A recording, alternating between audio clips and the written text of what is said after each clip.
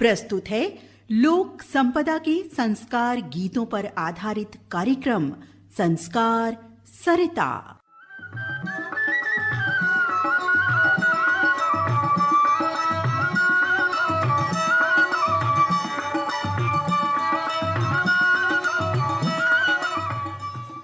नमस्कार श्रोताओं, संस्कार सरिता कार्यक्रम में आप सभी का स्वागत है। मैं हूं आपके साथ मीना चौहान। श्रोताओं, लोकगीत लोक भावनाओं की सहज अभिव्यक्ति होती है।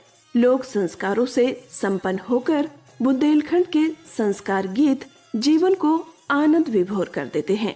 लोक का हर संस्कार गीतों की सुमधुर ध्वनियों से ही उत्पन्न होता है। बुंदेलखंड अंचल में संस्कार गीतों की प्राचीन और समृद्ध परंपरा है।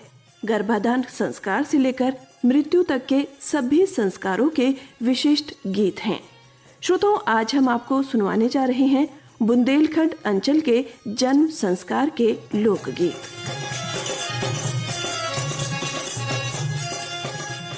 बुंदेलखंड में प्रसव के बाद कुआं पूजन की रस्म होती है, जिसमें महिला प्रसव के बाद पहली बार गांव से दूर पानी भरने जाती है।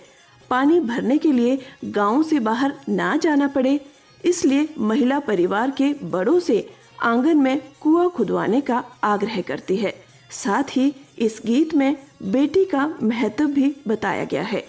तो चलिए सुनते हैं ये लोकगीत।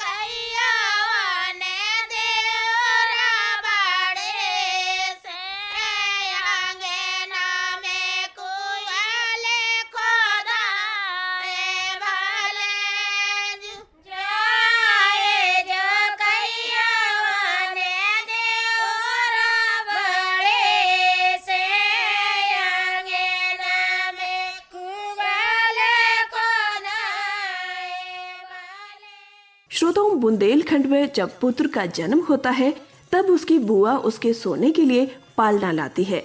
गाजे बाजे, ढोल ढमाके और नाच गाने के साथ ये पालना पूरे गांव में घुमाया जाता है।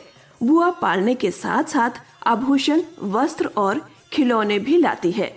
आमंत्रित लोगों के साथ ये रस्म पूरी की जाती है और तब उस समय महिलाएं समूह में ये गीत गाती है।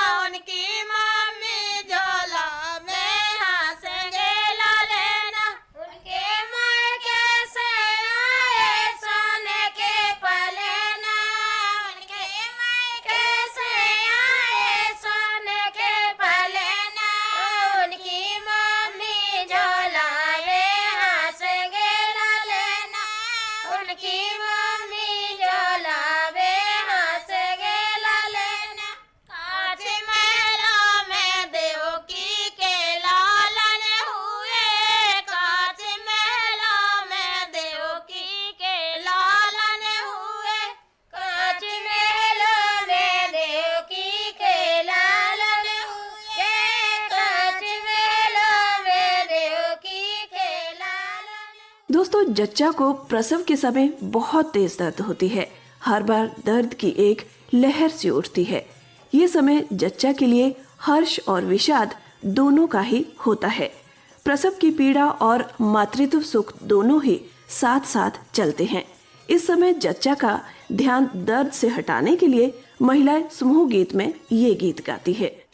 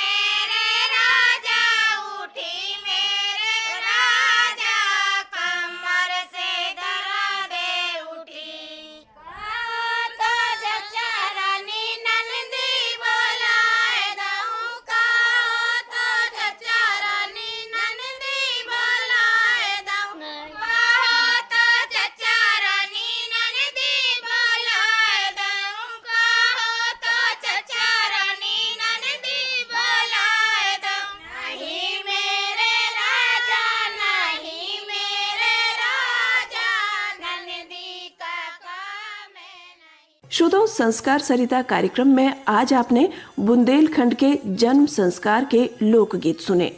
इन लोकगीतों की रिकॉर्डिंग हमें आकाशवाणी के छतरपुर केंद्र से प्राप्त हुई। इसी के साथ कार्यक्रम का समय संपन्न होता है।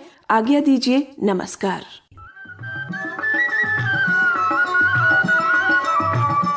अभी आप सुन रहे थे लोक संपदा के संस्कार गीतों पर आधारित कार्यक्रम संस्कार सरिता।